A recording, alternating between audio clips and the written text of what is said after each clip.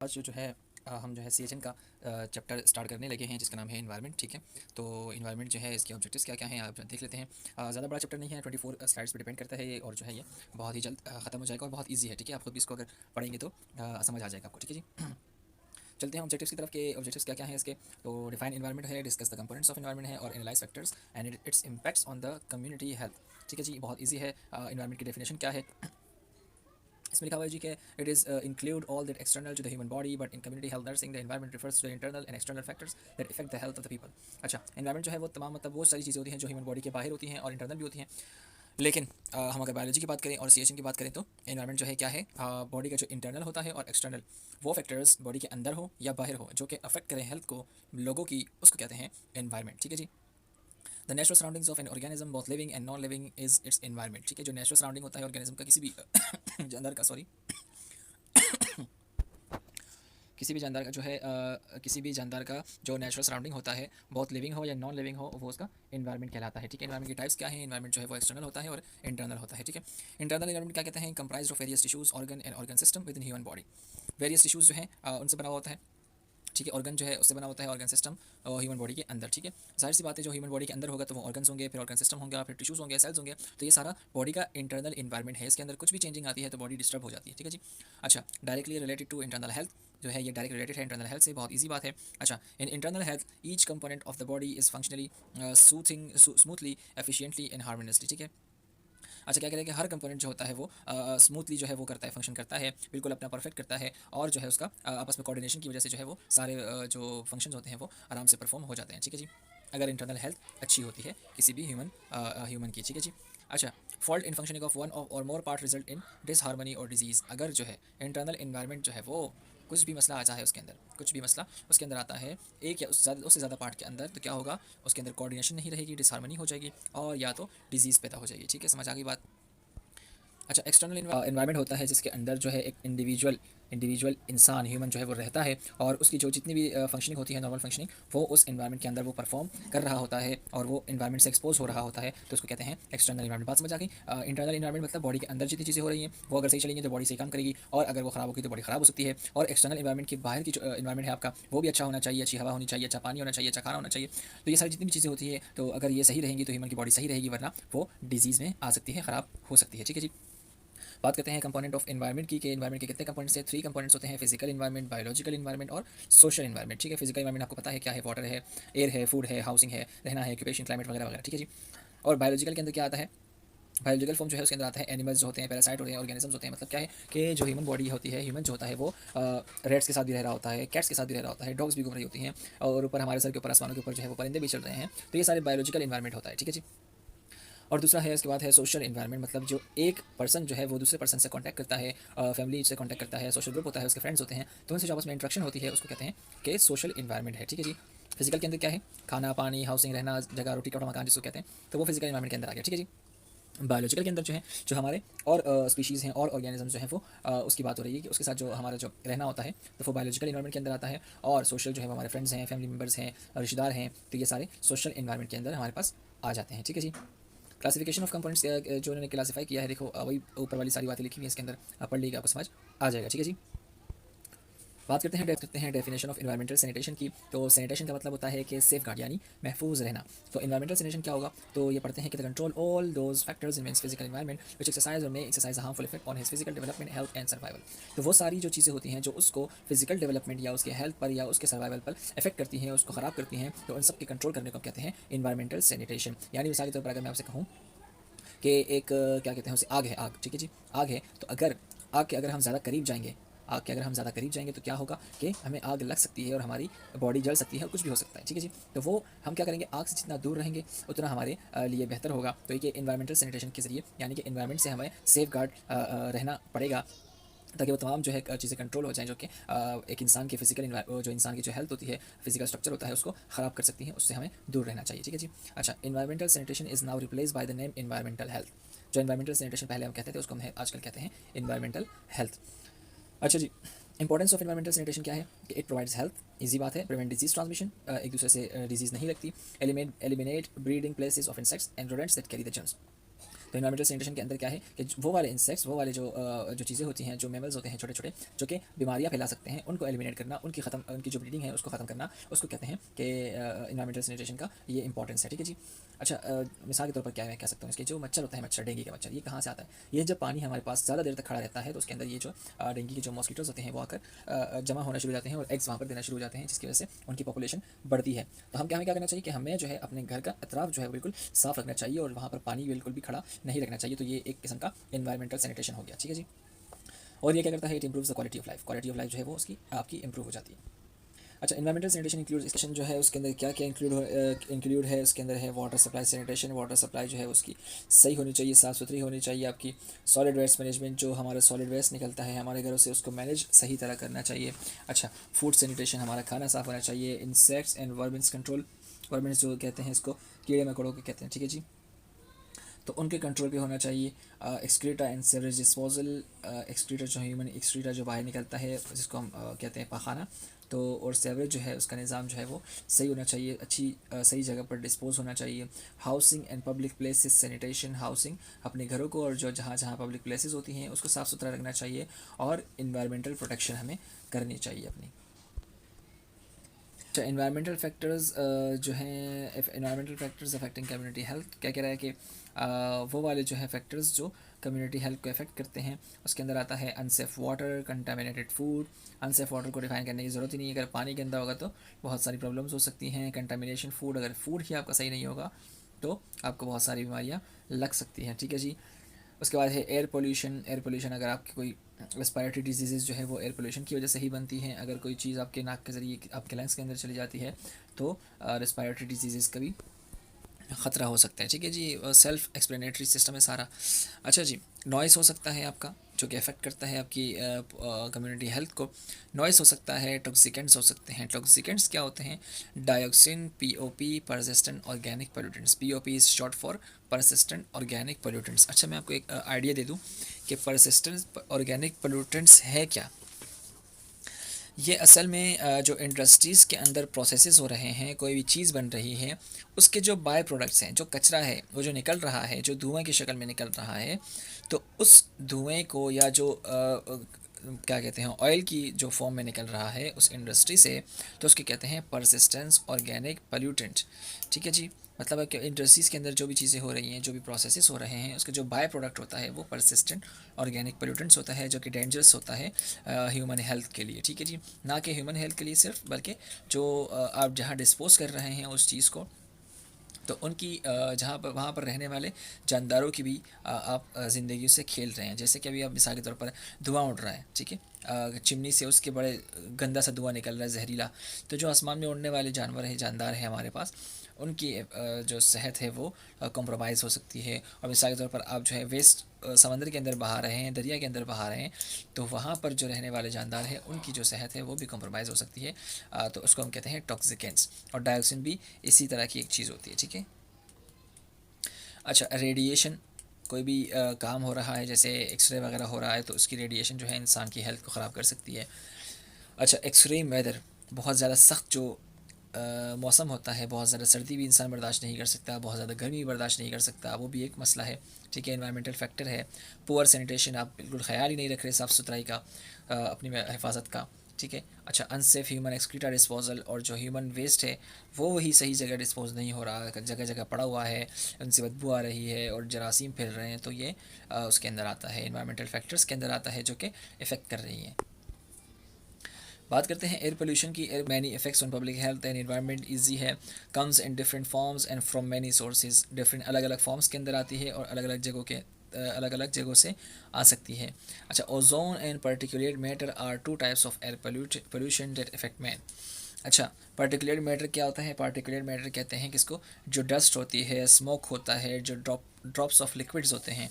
Drops of liquids मतलब कोई भी इंसान अगर छीका, उसको बीमारी थी, ठीक है, उसको रेस्पिरेटरी कोई डिस्ट्रेस था या कोई बीमारी थी, डिजीज़ था, तो अगर वो छीका तो वो जो लिक्विड ड्रॉपलेट्स हैं वो अगर किसी दूसरे बंदे के पास चले जाते हैं तो वो बीमारी ट्रांसमिट हो गई। तो इसलिए जो है ये पार्टिकुलेट मैटर के अंदर ड्रॉप्स ऑफ लिक्विड्स आते हैं, स्मोक आता है, डर्ट आता है, डस्ट आती है। ठीक है जी। और ओजोन तो आपको पता ही है कि क्या होता है और आगे भी डिस्कस करेंगे इसको। सोर्सेज ऑफ एयर पोल्यूशन की बात करते हैं कि एयर पोल्यूशन कहाँ कहाँ से आती है, तो ऑटोमोबाइल्स जो है सबसे पहले नाम आता है कि यहाँ से जो है एयर पोल्यूशन आ रही होती है, ठीक है जी। अच्छा, एयर पोल्यूशन जो है इसके अंदर क्या क्या होता है, ऑटोमोबाइल से जो धुआं निकल रहा है उसके अंदर क्या क्या होता है, हाइड्रोकार्बन होते हैं, कार्बन मोनोऑक्साइड्स होते हैं, लेड नाइट्रोजन ऑक्साइड होते हैं और पार्टिकुलेट मैटर होता है। पार्टिकुलेट मैटर के अंदर वही स्मोक, डस्ट और डर्ट आ जाती हैं, ठीक है जी। अच्छा, जब स्ट्रॉन्ग सनलाइट होती है यानी 12 बजे के टाइम पर जब सख्त गर्मी धूप हो रही होती है, तो तब उस टाइम पर हाइड्रोकार्बन्स और नाइट्रोजन के जो ऑक्सीजन होता है वो आपस में केमिकली कंबाइन हो जाते हैं और एटमॉस्फेयर को पल्यूट करते हैं और इस जो है प्रोसेस को कहते हैं फोटो केमिकल पोल्यूटेंट्स। फोटो मतलब लाइट, केमिकल मतलब केमिकल जो आपस में मिले हैं उनकी वजह से जो बना है, तो उसको कहते हैं फोटो केमिकल पोल्यूटेंट्स, ठीक है जी। अच्छा, सोर्सेज ऑफ एयर पोल्यूशन के अंदर जो है इंडस्ट्रीज़ आती हैं दूसरे नंबर पे, combustion of fuel to generate heat and power product produce smoke, sulphur dioxide, nitrogen oxide and fly ash, ठीक है। ये सारी जो है इनकी जब कंबस्शन हो रही होती है, इनको जब जलाया जा रहा होता है तो ये क्या करते हैं, स्मोक प्रोड्यूस करते हैं, सल्फर डाइऑक्साइड प्रोड्यूस करते हैं, नाइट्रोजन ऑक्साइड प्रोड्यूस करते हैं और फ्लाई ऐश यानी कि उसका जो जलने के बाद धुआं होता है वो बच जाता है, ठीक है। ये सारे नुकसानदेह होते हैं एटमॉस्फेयर के लिए। Petrochemical industry generate hydrogen fluoride, hydrochloric acid and organic halides. Petrochemical यानी जहाँ पर पेट्रोल जो है वो एक्सट्रैक्ट हो रहा होता है, तो वहाँ पर क्या होता है, hydrogen fluoride, hydrochloric acid HCl और ऑर्गेनिक हैलाइड जो हैं इनकी प्रोडक्शन हो रही होती है और ये जो है हमारे इन्वायरमेंट के लिए सेफ़ नहीं है जी। अच्छा, एयर पोल्यूटेंट्स क्या क्या हैं, मोर देन 100 सब्सटेंसेस जो हैं उनको आइडेंटिफाई किया गया है, लेकिन यहाँ पर बहुत मेन चीज़ें आपको बताई गई हैं। Carbon monoxide, sulphur dioxide, lead, carbon dioxide, hydrocarbons, cadmium, hydrogen sulphide, ozone, poly nuclear aromatic hydrocarbons and particulate matter. ये सारे नाम याद रखने की ज़रूरत नहीं है, बस कुछ नाम आप याद रखेंगे तो आपका जो है हो जाएगा, ठीक है। MCQs आपके अच्छे निकल जाएंगे, मेरे भी। क्लास से सुनते हुए आ रहे हैं कि ओजोन क्या होता है। ये ऑर्डरलेस कलरलेस गैस होती है जिसके 3 ऑक्सीजन एटम पर ये कंपोज हो रही होती है। ऑर्डरलेस का मतलब जिसकी खुशबू नहीं होती, कलरलेस का मतलब जिसका कलर नहीं होता, ठीक है जी। ओजोन जो है ऊपर की एटमॉस्फेयर पे यानी हमारे जो जहाँ पर हम सांस ले रहे हैं उससे जो ऊपर का एरिया होता है वहाँ पर अगर ये सारी गैस जमा हो रही है और हो भी रही होती है, तो वो हमें क्या करती है, सन्स की जो हार्मफुल अल्ट्रा रेडिएशन है, अल्ट्रा वायलेट रेडिएशंस हैं, उससे हमें प्रोटेक्ट कर रही होती है, ठीक है जी। और ओजोन जो है ग्राउंड लेवल पर भी प्रोड्यूस होती है जिसको हम कहते हैं स्मोक, और इसके अंदर अगर आप सांस लेते हैं, स्मोक के अंदर आप सांस लेते हैं, तो ये सीरियस रिस्क जो है वो आपके हेल्थ को दे सकता है, ठीक है जी। अच्छा, ये आपको बता रहे हैं कि ओजोन जो है वो क्या कहाँ से आया। Ozone is created by chemical reaction of, chemical reaction हुआ कहाँ, किस चीज़ का, देखें, जो धुआं निकल रहा है गाड़ियों से, उस सनलाइट की प्रेजेंस में उनका रिएक्शन हुआ आपस में, ठीक है, और वहाँ से ओजोन प्रोड्यूस हो गया। VOC का मतलब होता है वोलेटाइल ऑर्गेनिक कंपाउंड्स, यानी वो वाले ऑर्गेनिक कंपाउंड्स जो कि सनलाइट की मौजूदगी में आसानी से उड़ जाते हैं, ठीक है। और नाइट्रोजन ऑक्साइड, इन दोनों को जब आपस में मिलते हैं, come from the motor vehicles, तो सनलाइट जो है वो उनको जो उनकी जो केमिकल रिएक्शन होता है उसको इंक्रीज़ कर देता है और ओजोन की मॉलिक्यूल्स को फॉर्म कर देता है, यानी O3 बन जाता है, ठीक है जी। अच्छा, health effects of exposure to ozone, अगर ओजोन के साथ आपका हेल्थ एक्सपोजर हो गया, आपका एक्सपोजर हो गया, तो आप क्या क्या बीमारियाँ आपको हो सकती है, क्या क्या मसले हो सकते हैं। सबसे पहले बात करते हैं कफ़िंग की। कफ़िंग हो सकती है, आपका नोज़ और थ्रोट इरिटेशन हो सकती है, नाक में और गले में आपको कुछ इरिटेशन हो सकती है, चेस्ट पेन हो सकता है, रिड्यूस लंग फंक्शन, आपके लंग्स जो हैं उसका काम करना कम हो जाएगा।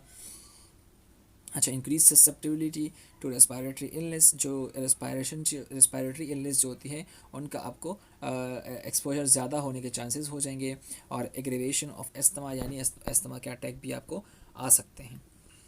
Effect of air pollution on health की बात करते हैं कि क्या क्या इफेक्ट होते हैं हेल्थ के ऊपर एयर पोल्यूशन के। तो इसके 2 तरीके होते हैं, हेल्थ एस्पेक्ट यानी हेल्थ को ख़राब कर सकता है, और दूसरा सोशल और इकोनॉमिक एस्पेक्ट को ख़राब कर सकता है।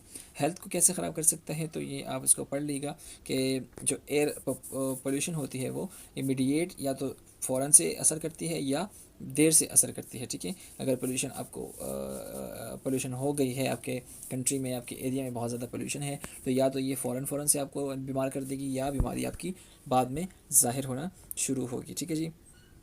अच्छा, अभी जो इमीडिएटली जो है वो क्या होगा, जो जल्दी जल्दी रिस्पॉन्स होगा, यानी कि किसी को जल्दी रिस्पॉन्स हो जाएगा तो उसको क्या रिस्पॉन्स हो सकता है कि अगर पोल्यूशन ज़्यादा हो गई तो रिस्पायरेटरी ख़राब हो सकती है, सिस्टम उसका ख़राब हो सकता है, उसको एक्यूट ब्रोंकाइटिस हो सकता है। एक्यूट का मतलब होता है कि अचानक, और ब्रोंकाइटिस का मतलब होता है कि जो ब्रोंक्यूल्स होते हैं उनकी वॉल्स जो हैं वो स्वेल हो जाती हैं। तो जब वॉल्स स्वेल हो जाएंगी तो ऑक्सीजन जो है वो सही से पहुँचेगी नहीं, कार्बन डाइऑक्साइड बाहर नहीं निकलेगी, तो जिसकी वजह से सांस लेने में मसला हो सकता है। ठीक है जी। If the air pollution is intense, अगर एयर पोल्यूशन बहुत ही ज़्यादा हो गई तो ये सफोकेशन, ये जो है आपको दम घोट के मार भी सकता है। ठीक है, अगर पोल्यूशन बहुत ज़्यादा हो जाती है तो आपको ऑक्सीजन नहीं मिलेगी और आपका दम घुट जाएगा, जैसे कि हुआ था कब, एपिडेमिक के अंदर, लंदन में जब एपिडेमिक आया था 1952 में, तो सेम एयर पोल्यूशन की वजह से वहाँ पर बहुत से लोग मर गए थे। ठीक है जी। अच्छा, डिलेड इफ़ेक्ट क्या हो सकते हैं कि जब आपको फ़ौरन से तो कोई एहसास नहीं हुआ बीमारी का, लेकिन जब आप ज़्यादा एयर पोल्यूशन वाले एरिया में रहते हैं तो वहाँ पर क्या होगा, आहिस्ता आहिस्ता आपके जो लंग्स हैं वो ख़राब होते जाएंगे और आपको chronic bronchitis, lung cancer, bronchial ESMA, emphysema और रेस्पिरेटरी एलर्जीज, ये सारी बीमारियाँ होने के चांसेस हो सकते हैं। ठीक है जी। अच्छा, इसके अंदर जो है आपको समझाने वाली बात यह है कि जो ब्रोंकाइटिस है, मैंने आपको ऊपर बता दिया कि जो ब्रोंक्यूल्स होते हैं उनके वॉल्स जो हैं वो सूज जाते हैं, इन्फ्लेम हो जाते हैं, जिसकी वजह से सांस लेने में मसला हो जाता है। अच्छा, और एस्मा के अंदर ये भी जो है उसकी वॉल्स जो होती हैं वो, जो यानी हमारे ट्रैक की जो वॉल होती है, ट्रैकिया की जो वॉल्स होती हैं वो भी तंग हो जाती हैं और ज़्यादा म्यूकस प्रोड्यूस होता है, तो जिसकी वजह से क्या होता है, सांस लेने में मसला पैदा हो सकता है, लंग कैंसर हो सकता है। और एम्फाइसीमा, एम्फाइसीमा जो है, जो हमारे एल्वियोलाई होते हैं जहाँ पर गैसेज एक्सचेंज हो रही होती हैं, तो सॉरी, हमारा एक्सचेंज हो रही होती है, तो उनकी जो वॉल्स होती हैं वो इन्फ्लेम कर जाती हैं। ठीक है, वो सूज जाती हैं, जिसकी वजह से एक्सचेंज सही से नहीं हो पा रही होती, तो ये बीमारी आपको लग सकती हैं ज़्यादा एयर पोल्यूशन वाले एरिया में रहने की वजह से। ठीक है। अच्छा, lead poison effect system in the body, particularly dangerous to children developing brain and nervous system. Lead poison हमने बात की कि जो भी व्हीकल से हमारे निकल रही होती है तो उसके अंदर लेड भी होता है। लेड जो है वो एक पॉइजन है, यानी ख़तरा है और एक नुकसान है। ये क्या करता है, बॉडी के अंदर जो सिस्टम्स होते हैं उसको ख़राब कर देता है, स्पेशली चिल्ड्रन के अंदर ये ब्रेन और नर्वस सिस्टम को नुकसान पहुंचाता है। ठीक है। Effects of air pollution and health के बाद उसकी बात कर रहे थे कि सोशल और इकोनॉमिक एस्पेक्ट कैसा ख़राब करेगी आपका, कि ये destruction of the plants and animal life, corrosion of the metals, damage to buildings, cost of cleaning and maintenance and repair, and aesthetic nuisance and air pollution also reduce visibility। अच्छा, जो आपकी buildings हैं, आपके animals हैं, आपके plants हैं, आपके जो मेटल्स हैं और आपकी जो सारी चीज़ें होती हैं जो आपके एनवायरनमेंट के अंदर आती हैं, उन सबको एयर पोल्यूशन आपकी ख़राब कर सकती है। और जो है एयर पोल्यूशन क्या कर सकती है, विजिबिलिटी को भी रिड्यूस कर सकती है। यानी क्या मकसद क्या है इसका, कि अगर बहुत दूर आपको देखना है और आप किसी छत पर चढ़े हुए हैं और बीच में धुंध ही धुंध है, एयर पोल्यूशन है, तो आपको सामने वाली चीज़ नज़र नहीं आएगी। तो इसके लिए जैसे लिखा हुआ है कि एयर पोल्यूशन जो है वो विजिबिलिटी को भी रिड्यूस कर देता है। ठीक है। अच्छा, prevention and control of air pollution कैसे हो सकती है। कंटेनमेंट सबसे पहले पॉइंट आता है। कंटेनमेंट क्या होती है कि हमारे अगर मिसाल के तौर पर किचन के अंदर क्या है, जब भी कुकिंग हो रही होती है उसमें से धुआं बाहर निकल रहा होता है, तो अगर वो धुआं जो है कंटिन्यूसली लगता रहे दीवारों पर तो दीवार ख़राब हो सकते हैं। तो इसके लिए जो है वो एक वेंटिलेशन एक चीज़ आती है जो जो धुएँ को जो है वो सक कर लेती है, बाहर निकाल देती है। तो ये मेथड जो है वो बहुत ही पॉपुलर है बाहर के ममालिक के अंदर। ठीक है जी। अच्छा जी, इनक्लोजर वेंटिलेशन एयर क्लीनिंग, ये जो है एयर क्लीनर जो होते हैं हमारे पास, इसका जो यूज़ होता है उससे हम एयर पोल्यूशन को कंट्रोल कर सकते हैं। अच्छा, रिप्लेसमेंट जो है, increase use of electricity, natural gas and central heating in place of cold have greatly help in smoke reduction. जो इलेक्ट्रिसिटी हमारे पास आजकल के दौर में चल रही है, तो पहले इलेक्ट्रिसिटी नहीं थी तो लोग क्या करते थे कि इस कोल जो है उसको जलाकर मशीनें चलाया करते थे। जैसे कि आपने बहुत मशहूर कहानी सुनी होगी ट्रेन की, कि ट्रेन के अंदर कोल जो है वो यूज़ होता था और उसकी वजह से वो चलती थी। तो आजकल इलेक्ट्रिसिटी आ गई है और अब तो मज़ीद एडवांस हो रहा है, मैग्नेट की तरफ जा रही है दुनिया। तो रिप्लेस कर दिया हमने कोल को जो है वो इलेक्ट्रिसिटी से रिप्लेस कर दिया, जिसकी वजह से स्मोक जो है वो रिड्यूस हो गया। डाइल्यूशन क्या है, डाइल्यूशन जो है अगर मिसाल के तौर पर हमारे एनवायरनमेंट के अंदर नाइट्रोजन बहुत ज़्यादा हो गई है और जो है, तो हम क्या कर सकते हैं, प्लांटेशन कर सकते हैं। प्लांटेशन क्या करेगी कि जब भी कोई ट्री प्लांट होता है तो वो जो है नाइट्रोजन को अपने यूज़ के लिए सक कर लेता है, खींच लेता है और बदले में हमें ऑक्सीजन देता है। तो इसकी वजह से भी बहुत ज़्यादा वो एयर पोल्यूशन कम हो सकती है। अच्छा, लेजिस्लेशन क्या है? लेजिस्लेशन जो है वो एक इदारे होते हैं जो कि कंट्रोल कर रहे होते हैं इन सब चीज़ों को, तो ऐसे इदारे ही बनने चाहिए जो कि कंट्रोल करें इन सब चीज़ों को, ठीक है। अच्छा, role of community health nurse in environmental health के अंदर एक नर्स का क्या किरदार होना चाहिए? Community health nurse should be aware of environmental hazards, कि उसको पता होना चाहिए कि एनवायरमेंटल हैज़र्ड क्या क्या होते हैं। They should be able to detect environmental hazards in exposed community, तो ये जो है उनको डिटेक्ट करना आना चाहिए, देखना आना चाहिए कि क्या क्या चीज़ें नुकसान पहुंचा सकती है कम्युनिटी को। और they should have reusing recycling and conservation concept to teach community, तो उनके पास ऐसे स्किल्स होने चाहिए जिसकी वजह से वो रिसाइकिल कर सकें, किसी भी चीज़ को रीयूज़ कर सकें, किसी भी चीज़ को, ताकि वो अपनी कम्युनिटी में सिखा सकें कि आप इन इन चीज़ों को फेंकने के बजाय, प्लास्टिक को मिसाल के तौर पर फेंकने के बजाय आप उसको रीयूज़ कर सकते हैं ताकि पोल्यूशन कम से कम हो। CHN यानी community health nursing educate community how to avoid और मिनिमाइज इन्वायरमेंटल हैज़र्ड्स, जो है वो कम्युनिटी को भी टीच करते हैं साथ साथ कि आप किस तरह इन्वायरमेंटल हैज़र्ड्स को कम कर सकते हैं। और CHN जो है वो एक डायनामिक और एक्साइटिंग रोल जो है वो कम्युनिटी में प्ले कर सकता है। तो स्टूडेंट्स, आज के लिए जो है वो बहुत इतना सही था, क्योंकि इन्वायरमेंट जो है वो बहुत बड़ा हो गया।